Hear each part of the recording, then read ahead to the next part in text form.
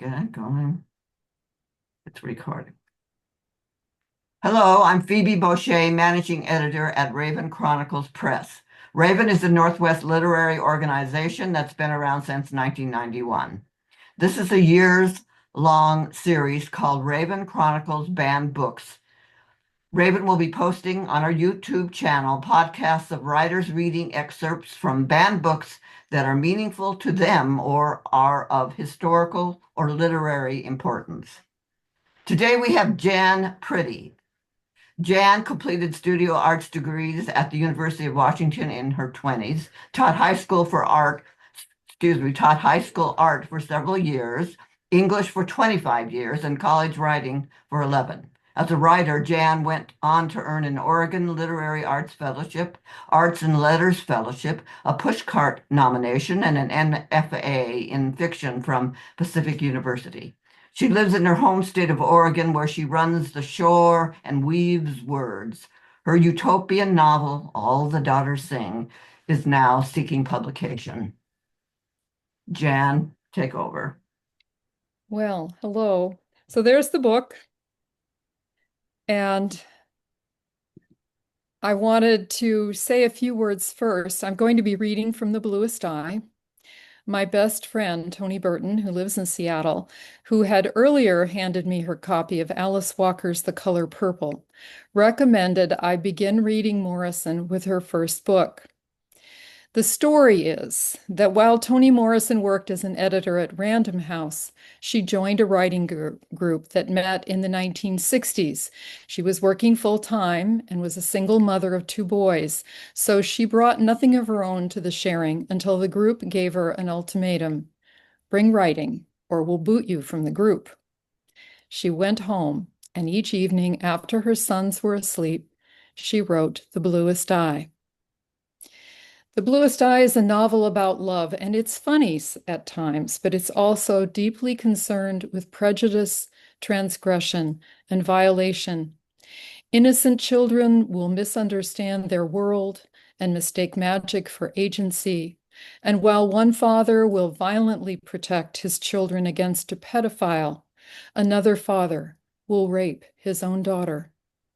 I always warned my students about those most cruel passages in the novel, and I assured them that while they might come to understand that cruelty, Morrison would never ask them to forgive the unforgivable.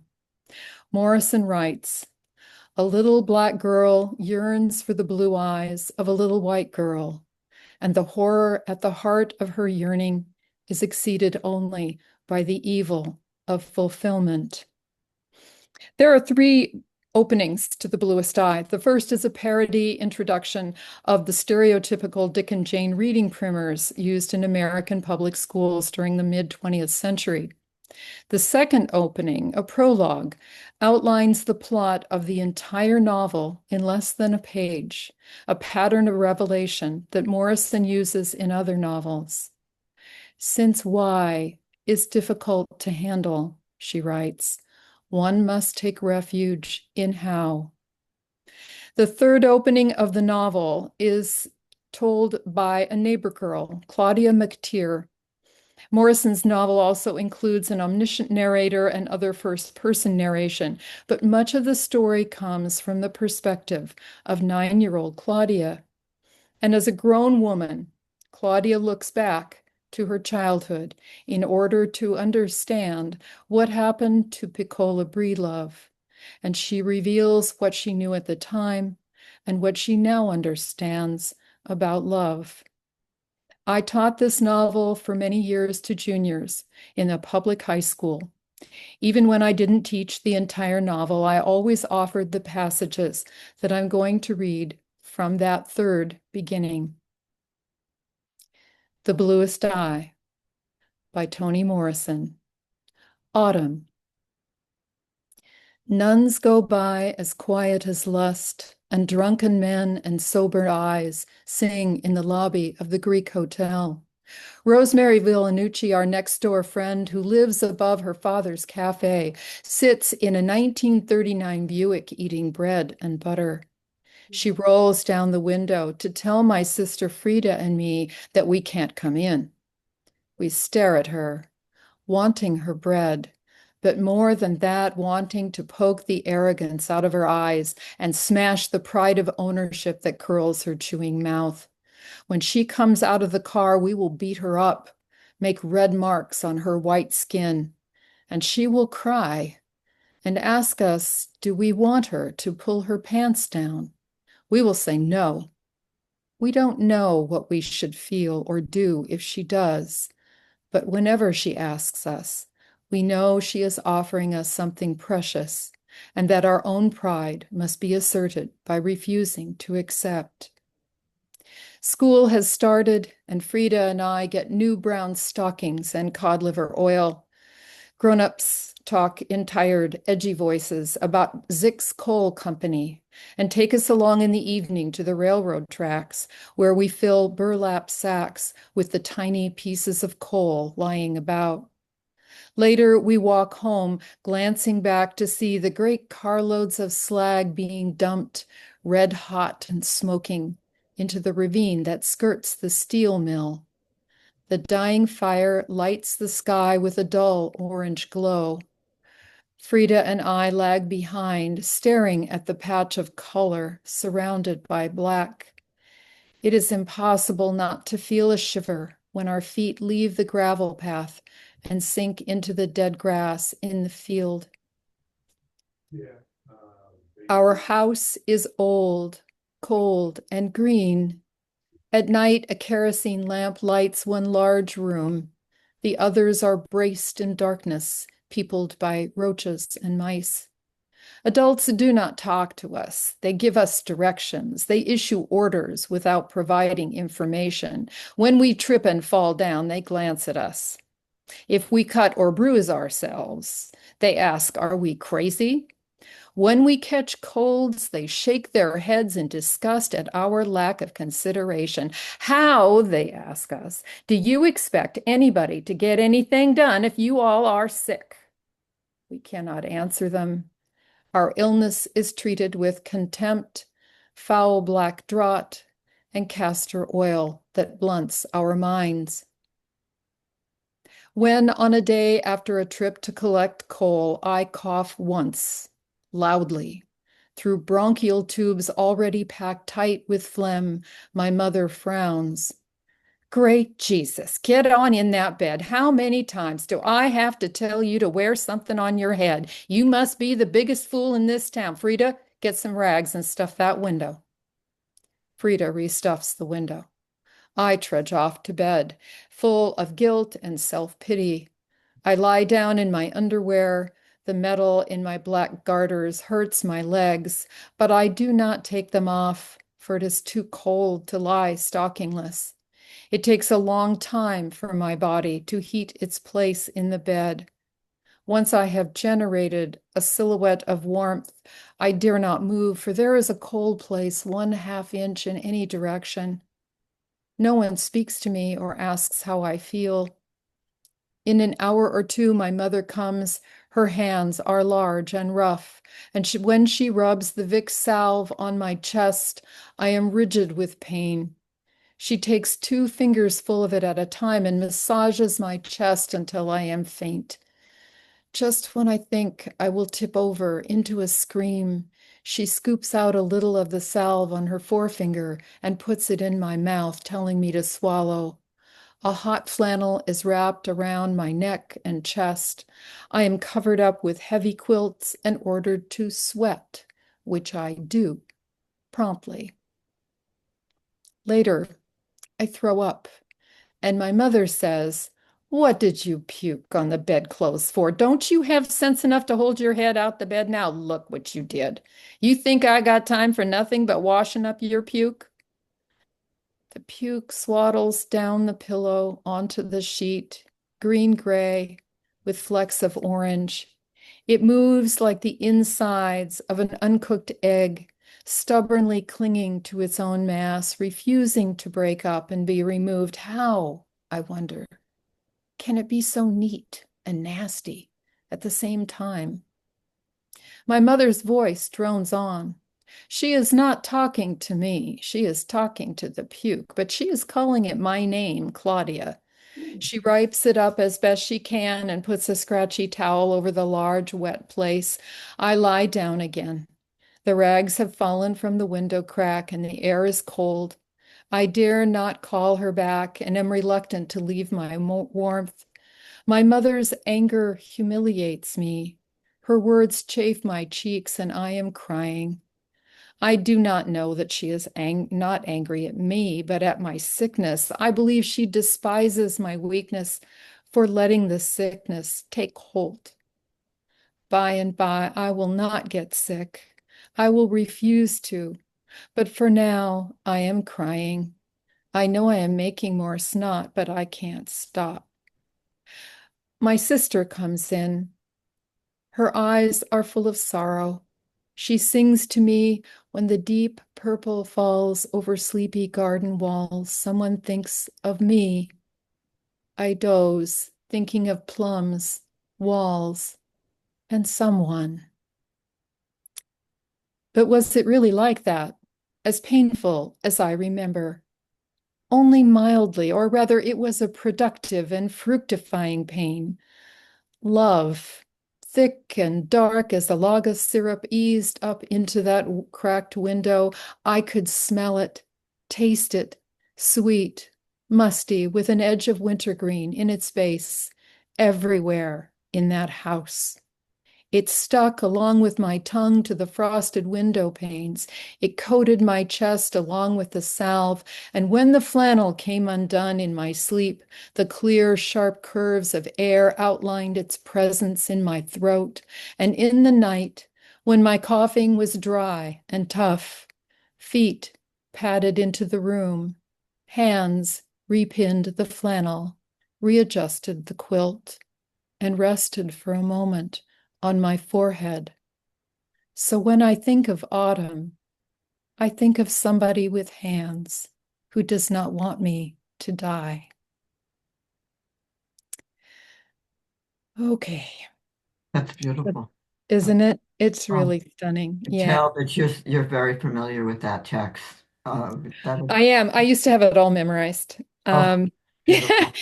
I used it one year early on. I'd only been teaching English for maybe 2 or 3 years at that point, no more than that. And I gave my regular junior English students a choice of what novel to read next, and I put five up on the chalkboard. Hmm. Then I demonstrated using this novel um, how to choose a book to read, how to estimate how many words were in the book altogether, because they were going to do that with whatever book they chose. Hmm.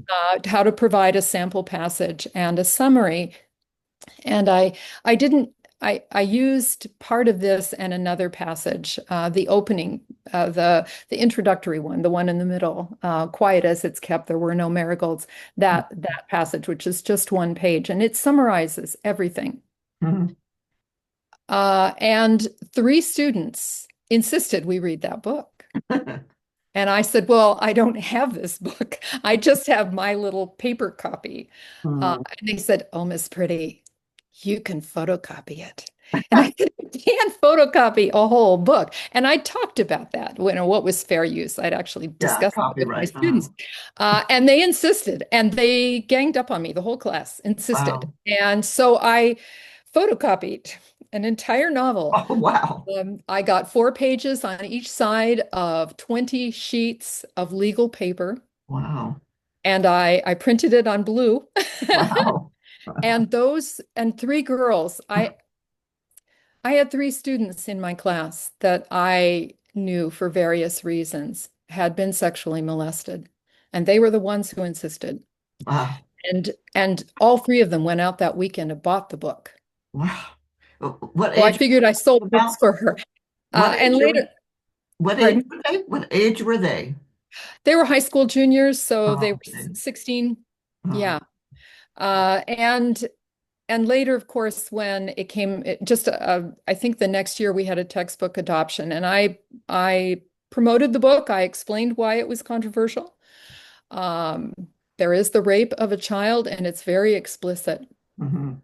And I warned my students where that scene was. I gave them the page numbers. I will tell you, they never turned immediately to those pages, which, for other things, kids would, just Right, to be right, arbitrary.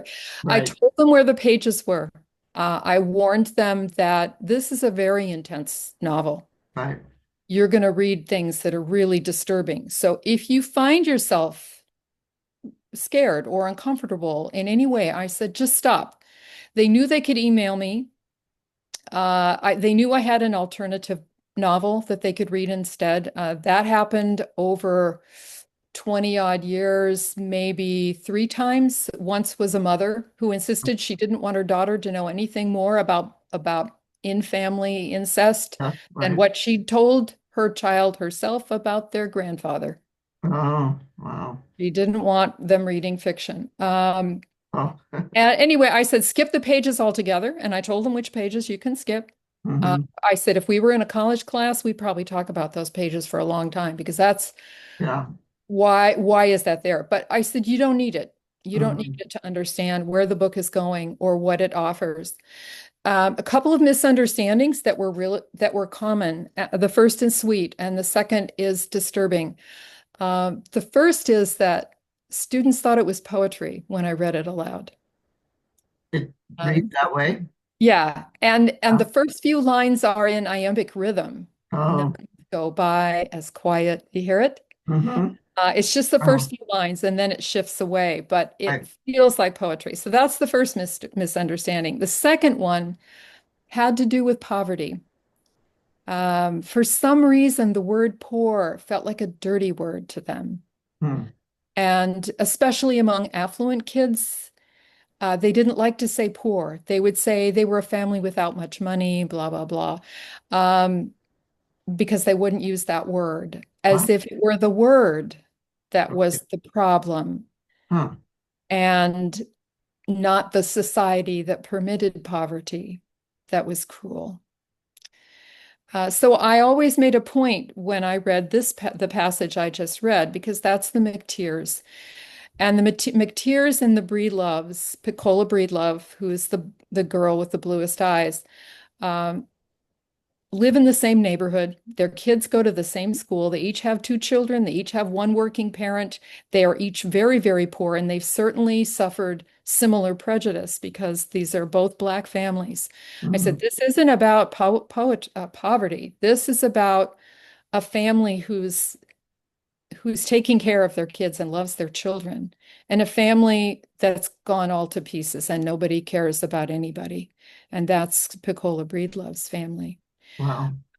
It was the book students were most distressed by, I'm sure, that I taught, and I taught a lot of books that are on your on those lists.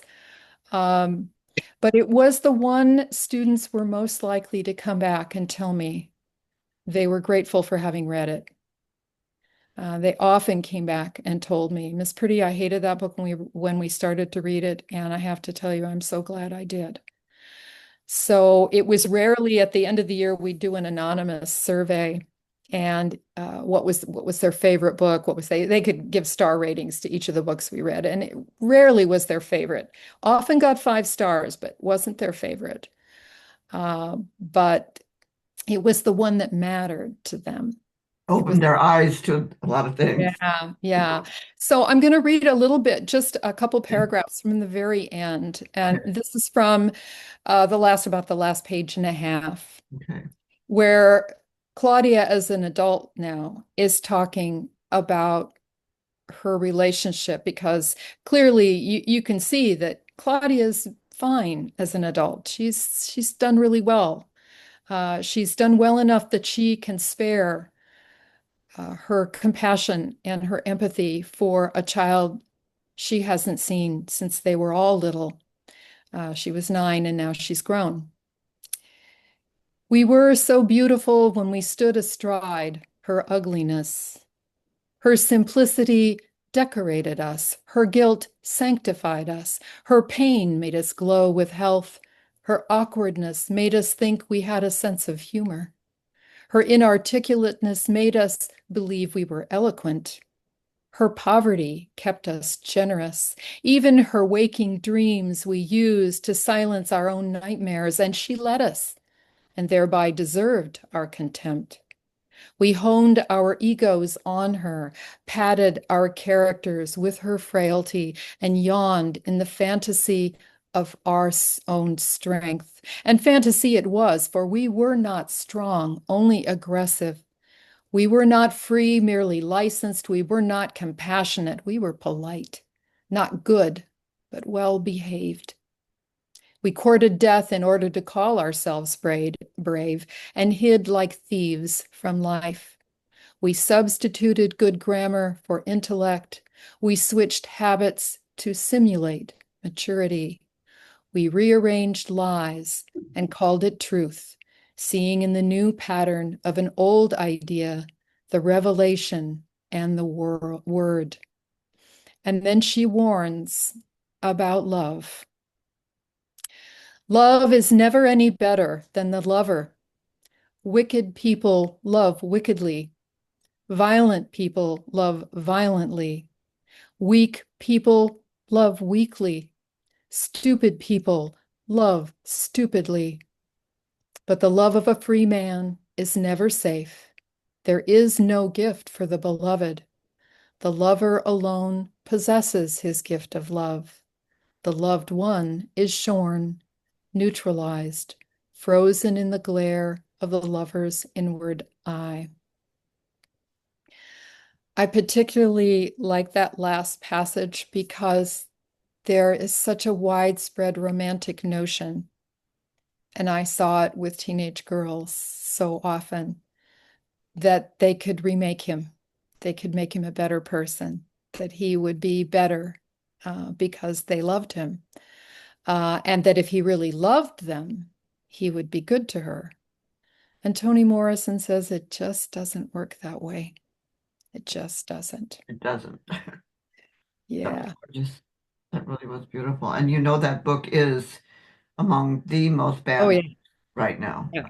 Yeah. Still, well, you can imagine why. Yeah, I got a lot of books past the censors. I was rarely challenged. Hmm. And I taught, gosh, I taught Yellow Raft and Blue Water and Things Fall Apart and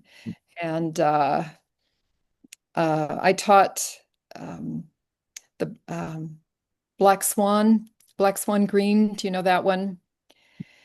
Vaguely. Yeah, it's I've a seen it on the list, yeah. yeah, I got in trouble for that one Oh, from the librarian, but we had oh, a librarian who hid books behind the shelves, so librarian. that wasn't me. Yeah, she had been an elementary school librarian for 25 years. It was a real shock for her to come to the high school. But librarians, I mean, she was a great elementary school librarian, but we've lost librarians Yeah. in schools. They Oh, yeah. almost don't exist anymore. I And know. that's a terrible loss to lose Yeah. the people who are capable of sorting out what you're ready to learn, what you're ready to read, what might stretch you just a tiny bit. Your And students were certainly lucky to have you. well, I don't know. Some of them think so. I mean,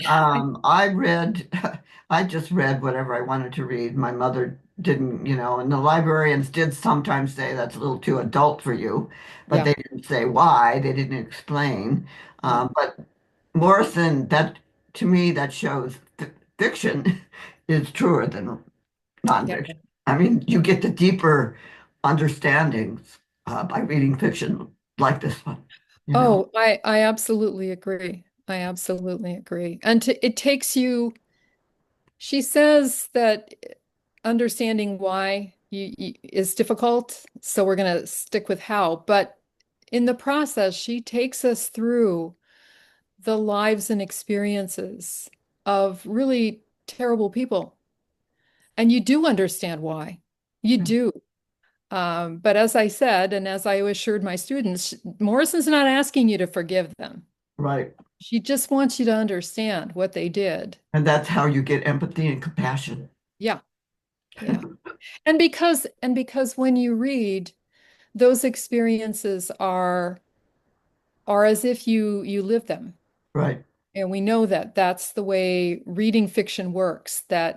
that when you read a warning, you read a story with a serious warning, and this book certainly has many. It's as if you experienced that yourself. Right.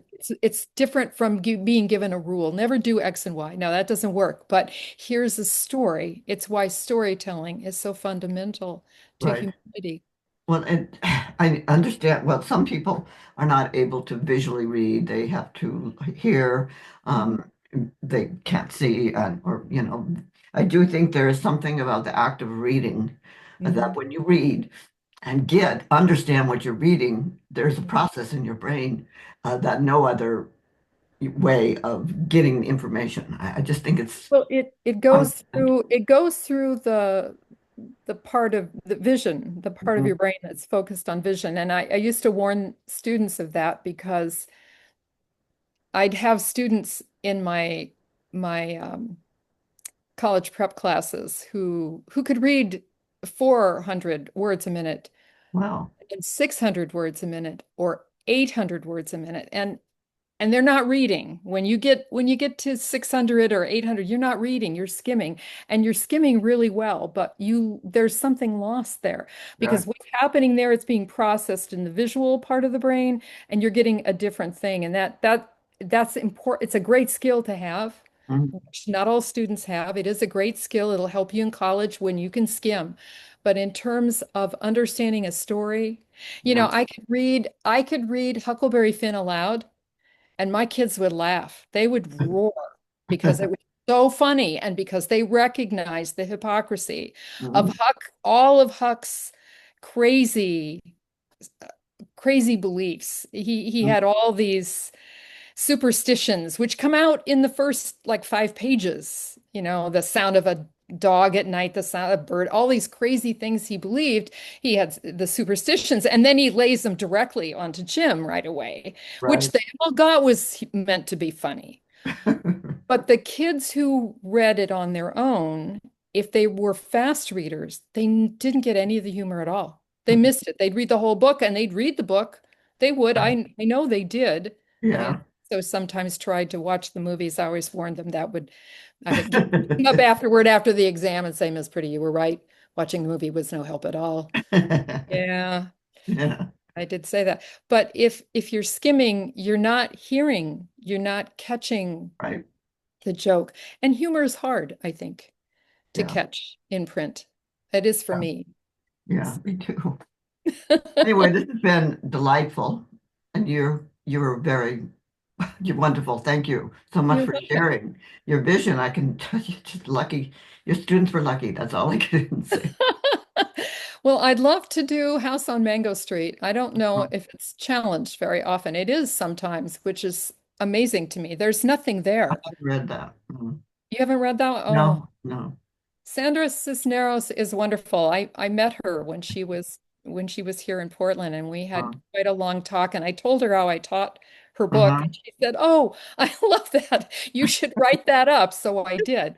But I also taught it at Oregon Council of Teachers of English. But Mm. that's a really, really beautiful, beautiful novel. And I always found it interesting that I mean, I dealt with a lot of men, Yeah. and some of them just didn't get it, and some of them really, really did. That yeah, it's a lovely book. It's poetry. It's prose poetry mostly, Okay. but a great I- story. Um, it's great to meet you, and We have to it's go. there. Um, so, Well, sometime. let me know if you ever need me.